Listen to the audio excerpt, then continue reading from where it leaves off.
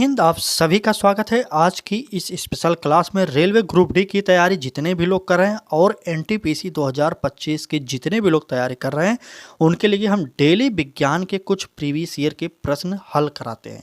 इससे पहले हमने कई क्लासेज करा दी हैं। अगर आपने उन क्लासेज को नहीं देखा तो आप हमारे प्लेलिस्ट में जाइए, उन क्लासेज को जरूर देखिए। चलिए क्लास को स्टार्ट करते हैं और विज्ञान के ये महत्वपूर्ण प्रश्न होंगे जो प्रीवियस ईयर परीक्षाओं में पूछे गए हैं। आप इतना समझिए कि अगर आपने इन क्लासेज को देख लिया तो आप चाहे एनटीपीसी की परीक्षा दे रहे हो या ग्रुप डी की, आपकी आधे से आधी तैयारी हो जाएगी। हम इस परीक्षा के स्पेशल क्लास में हम उन्हीं प्रश्नों को शामिल करते हैं जो रेलवे के द्वारा पूछे गए हो, चाहे बात करें ग्रुप डी या एनटीपीसी या एएलपी के प्रश्नों को शामिल किया जाता है। जैसे यह प्रश्न ही देख लीजिए। यह प्रश्न हमारा पहला प्रश्न जो है आरआरबी ग्रुप डी 2018 के पेपर का आया हुआ प्रश्न है। इसलिए हमारी क्लासेज जो होती हैं ग्रुप डी और एनटीपीसी दोनों के लिए स्पेशल हैं। चलिए अब बात करते हैं प्रश्न की। प्रश्न में कहा जा रहा है शक्ति को किस रूप में व्यक्त किया जाता है। आप बताइए किस रूप में व्यक्त किया जाता है। ए ऑप्शन कह रहा है ऊर्जा हस्तांतरण में किया गया कार्य, और बी ऑप्शन कह रहा है भार बढ़ाने के लिए आरोपित बल, और सी ऑप्शन कह रहा है कार्य करने की दर अथवा ऊर्जा की हस्तांतरण, और जो कह रहा है डी ऑप्शन दर 1 मिनट में किया गया कार्य। यहाँ पर की दर हो जाएगा, ठीक है, ये दर हो जाएगा, यहाँ से यह काट जाएगा। चलिए बताइए, यह ग्रुप डी 2018 का प्रश्न है और उत्तर होगा कार्य करने की दर अथवा ऊर्जा हस्तांतरण की दर। हमारा सी ऑप्शन सही हो जाएगा। आगे बढ़ेंगे और नेक्स्ट प्रश्न देखेंगे। हम चाह रहे हैं कि कम समय में आपको प्रीवियस ईयर समाप्त कर दिया जाए, क्योंकि हमें और भी पढ़ना है। हम और आपको टॉपिक वाइज प्रैक्टिस सेट कराएंगे। अब यहाँ से हम देखेंगे अगला प्रश्न हमारा क्या कह रहा है। कह रहा है कि एक अधिक शक्तिशाली इंजन कम समय में अधिक कार्य कर सकता है। जैसे एक हवाई जहाज कार की तुलना में कम समय में अधिक दूरी तय करता है, अतः हवाई जहाज कार से अधिक शक्तिशाली है। यह निम्न में से किसका उदाहरण है। ये प्रश्न भी ग्रुप डी 2018 का है। इतना समझिए कि इस प्रकार के प्रश्न भी पूछे जाएंगे। जो लोग सिर्फ फार्म भर दिए सोच रहे हैं कि सिलेक्शन हो जाएगा ना, उनके लिए हम यही कहना चाहेंगे सिर्फ कि तैयारी अगर आप नहीं करेंगे तो आपका सिलेक्शन नहीं होगा। पेपर बहुत टफ आएगा। चाहे बात करें ग्रुप डी में तो 25 नंबर साइंस आता है, आपको पता होगा, लेकिन और एनटीपीसी की बात किया जाए तो उसमें 50 नंबर का जीके जीएस आता है। जीके जीएस में वो सब्जेक्ट आते हैं जैसे साइंस हो गया, इतिहास हो गया, भूगोल हो गया, संविधान हो गया, प्लस स्टैटिक जीके हो गया। इतने सारे मिलकर आपको डेली सॉल्व करना है। और 25 नंबर तो ग्रुप डी में साइंस पूछता है, प्लस 20 नंबर जीके जीएस पूछता है। तो मतलब 45 नंबर इसका और 50 नंबर इसका। मतलब कह सकते हैं दोनों पेपरों को मिलाया जाए तो 95 प्रश्न इससे पूछे जाएंगे। इसलिए तैयारी जीके जीएस की स्पेशल करिए हमारे साथ जुड़कर फेरे में, ठीक। चलिए बाकी आप खुद समझदार हैं। इस प्रश्न के उत्तर की बात किया जाए तो यह उत्तर हो जाएगा शक्ति। शक्ति का दोनों में अंतर होता है, इसलिए कम समय में अधिक दूरी तय कर लेता है। आपको भी पता होगा, मुझे भी पता है, ठीक है। चलें आगे बढ़ेंगे और अगला प्रश्न देखेंगे। हमारा यहाँ से एक नया टॉपिक स्टार्ट होगा और वह टॉपिक होगा गुरुत्वाकर्षण। गुरुत्वाकर्षण से रेलवे के द्वारा पिछली परीक्षाओं में जितने भी प्रश्न पूछे गए हैं अब हम उनको सॉल्व कराएंगे आपको। चलिए गुरुत्वाकर्षण का पहला प्रश्न देखिए। कह रहा है निम्न में से एक कमजोर बल है। यहाँ पर कौन सा ऐसा है जो कमजोर बल है। क्या गति बल हो जाएगा। चलिए यहाँ पर बाल लिखेगा, क्या गति बल हो जाएगा, गुरुत्वाकर्षण बल हो जाएगा, द्रव्यमान हो जाएगा, या इनमें से कोई नहीं। अब बताइए निम्न में से कौन सा एक कमजोर बल है। चलिए तो उत्तर हो जाएगा हमारा गुरुत्वाकर्षण बल है। वो हमारा टॉपिक भी यह था और यह हमारा उत्तर भी निकला। बी ऑप्शन सही करिए आप लोग। 2018 में यह प्रश्न पूछा गया था, ठीक है। हम आपको डेली 2018 से देख लीजिए, डेली जो प्रश्नों की श्रृंखला आपके समझ रखते हैं 2018 से 24 तक के जितने भी रेलवे की परीक्षाएं हुई चाहे एनटीपीसी, ग्रुप डी, एएलपी, इन सारे के सारे प्रश्नों को लेते हैं और आपके सामने रखते हैं। सेम टू सेम प्रश्न और उत्तर आपको आयोग के द्वारा जो दिया गया वही हम आपको बताते हैं। अगर आप भी चाहते हैं इस प्रकार की तैयारी तो हमारे साथ जुड़ सकते हैं।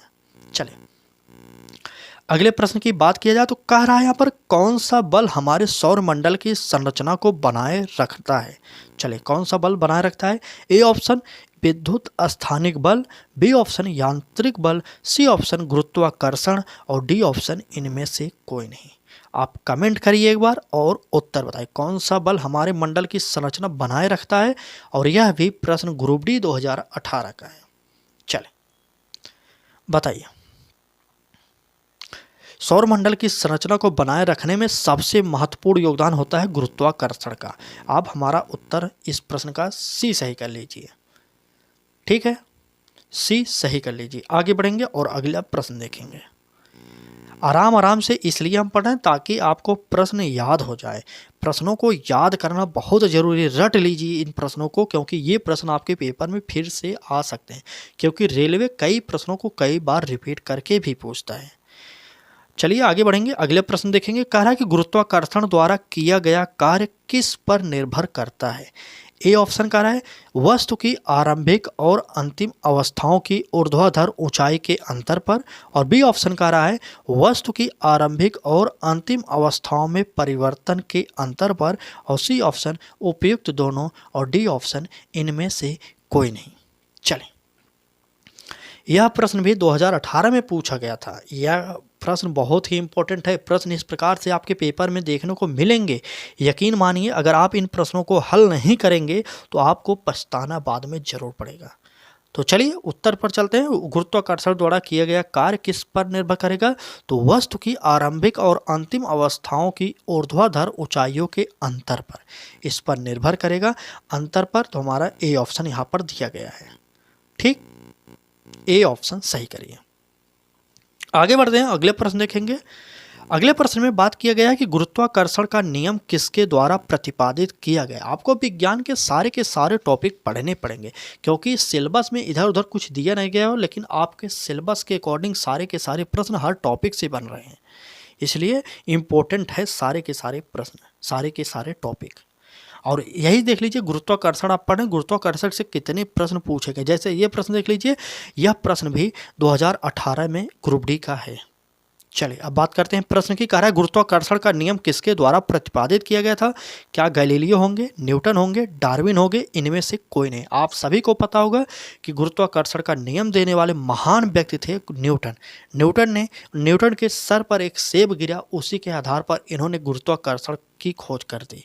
सोचिए आज के समय में कुछ गिर जाता तो कौन उस पर ध्यान देता है, लेकिन ये ऐसा व्यक्ति था, इसके सर पर एक सेब गिर गया तो इसने एक महान नियम बना दिया, खोज कर दिया। ठीक, चलिए आगे बढ़ेंगे।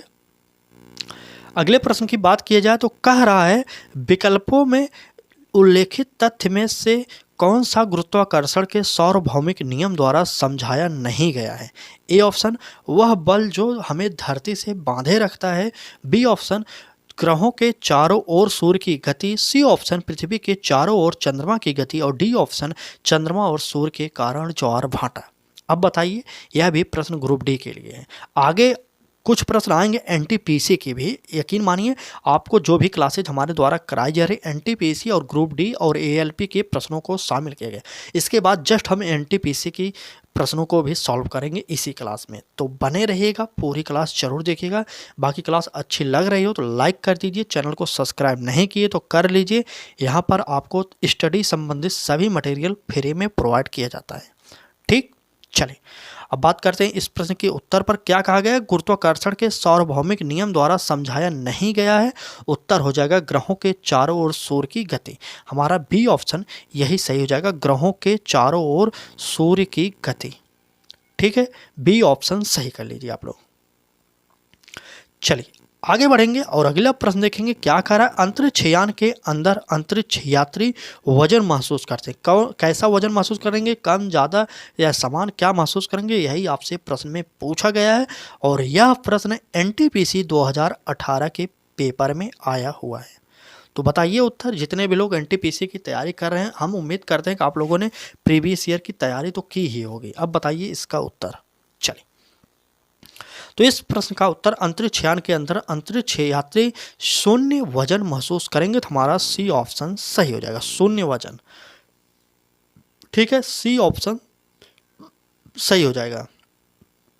आगे बढ़ें, चलिए आगे बढ़िए और अगले प्रश्न की देखते हैं। क्या कह रहा है कि वह बिंदु जहां पर एक वस्तु का संपूर्ण भार कार्य करता है उसे कहा जाता है। उसे क्या कहेंगे, द्रव्यमान का केंद्र कहेंगे, घर्षण का केंद्र कहेंगे, गुरुत्वाकर्षण का केंद्र कहेंगे या दाब का केंद्र कहा जाता है। आपको बताना होगा कि वह बिंदु जहां पर एक वस्तु का संपूर्ण भार कार्य करता है उसे क्या कहा जाता है। इस प्रश्न की बात किया जाए तो यह प्रश्न कहां पर पूछा गया था, वह था ग्रुप डी 2018 का प्रश्न। बताइए आप लोग। चलें, उत्तर हो जाएगा गुरुत्वाकर्षण का केंद्र। यहाँ पर पूरा प्रश्न पढ़िए, उसमें भर दीजिए, जो खाली स्थान देंगे उसके बाद कंप्लीट हो जाएगा। अगर प्रश्न की बात करें, वह बिंदु जहाँ एक वस्तु का संपूर्ण भार कार्य करता है उसे गुरुत्वाकर्षण का केंद्र कहा जाता है। हमारा सी ऑप्शन सही हो जाएगा। चलें आगे बढ़ते हैं और अगला प्रश्न देखेंगे क्या कह रहा है। कह रहा है कि जब किसी पिंड को विषुवत रेखा से उत्तर और दक्षिण ध्रुव पर ले जाया जाता है तो उसका भार क्या होगा, घटेगा, बढ़ेगा, समान रहेगा, यही आपको बताना है। ए ऑप्शन घट जाता है, बी ऑप्शन समान रहता है, सी ऑप्शन बढ़ जाता है और डी ऑप्शन इनमें से कोई नहीं। और प्रश्न कहाँ पर पूछा गया था तो बताइए, यह प्रश्न ग्रुप डी 2018 का था। आपको यह देखने को मिल रहा होगा कि 2018 में बहुत सारे प्रश्न ग्रुप डी के ही हैं। तो हम आपको बताना चाहते हैं जिस प्रकार से रेलवे का पेपर होता है, कई सेटों में पेपर बनता है और कई दिनों तक पेपर चलता है, कई महीनों तक। तो वो इस प्रकार से हम कह सकते हैं आपके पास प्रश्नों की श्रृंखला ऑलरेडी बहुत ज़्यादा मौजूद है। अगर आपने प्रीवियस ईयर सॉल्व कर लिया, उसमें से तो प्रश्न आएंगे ही, काफ़ी ज़्यादा प्रश्न आएंगे।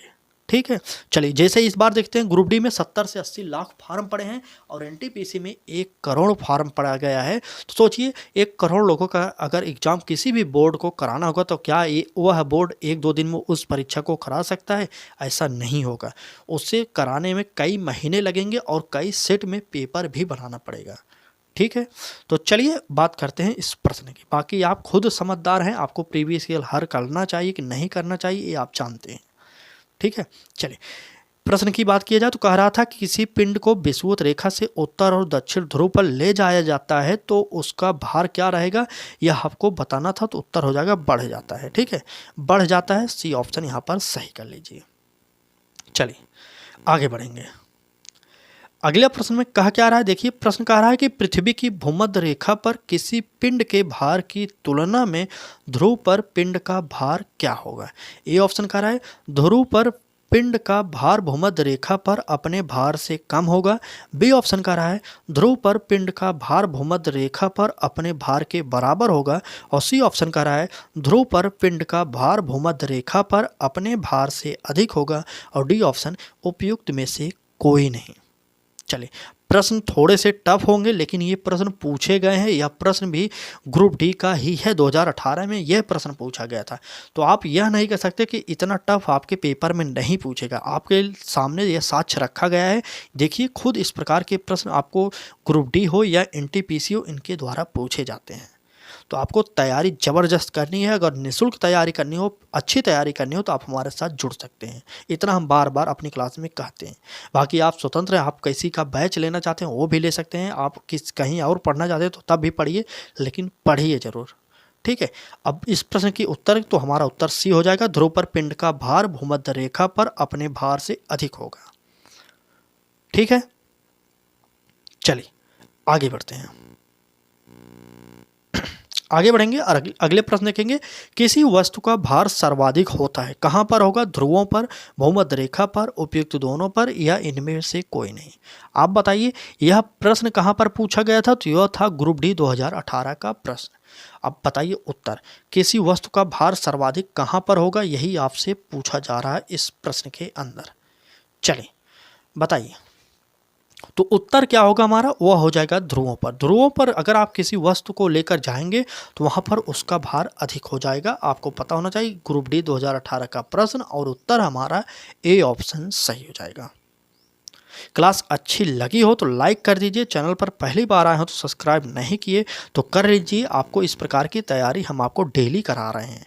आगे बढ़ेंगे, अगले प्रश्न की बात की जाए। चंद्रमा की सतह से ले गए चट्टान पर क्या असर होगा, बहुत ही इंपॉर्टेंट है। ठीक है, कह रहा है चंद्रमा की सतह से लाए गए, यहाँ पर ले नहीं लाए गए, आप लाए गए बना लीजिए। ठीक है, लाए गए। ठीक है, लाए गए चट्टान पर क्या असर होगा, इसके भार में परिवर्तन होगा, इसके द्रव्यमान में परिवर्तन होगा, इसके द्रव्यमान और भार दोनों में परिवर्तन होगा, द्रव्यमान और भार दोनों समान होंगे। अब आप उत्तर बताइए। चंद्रमा की सतह से लाए गए चट्टान पर क्या असर होगा? तो आप सभी को बता दें कि ग्रुप डी 2018 का यह भी प्रश्न है। यह हम बार बार क्यों बताते हैं, ये प्रश्न 2018 का है, हमने तो ऊपर ही थंबनेल में लगा दिया था कि प्रीवियस ईयर के प्रश्न, लेकिन हम इसलिए बार बार बताते हैं कि आप जानते रहिए इस प्रकार के प्रश्न आपको भूलना नहीं चाहिए।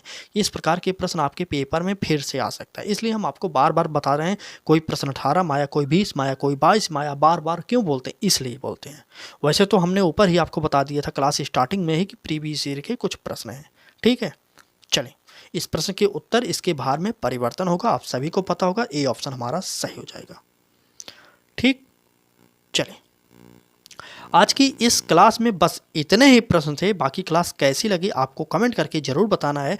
चैनल को सब्सक्राइब नहीं किए तो कर लीजिए, और यूट्यूब के बेल आइकन को ऑन नहीं किए तो कर लीजिए, नहीं तो यूट्यूब आपको कैसे बताएगा भाई पढ़ना है।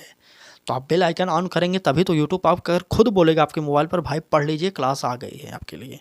तो चलिए, उम्मीद करते हैं क्लास आपको अच्छी लगी होगी। अच्छी लगी हो तो चैनल को सब्सक्राइब किए हो अगर, तो रोज़ाना हमारे साथ जुड़कर पढ़िए ज़रूर। ठीक है, ऐसा मत करिएगा कि चैनल को सब्सक्राइब करें और पढ़ाई ना करें, ऐसा मत करिएगा, नहीं तो कंपटीशन इतना ज़्यादा है ना, आप कितनी दूर जाएंगे आप खुद नहीं जान सकते।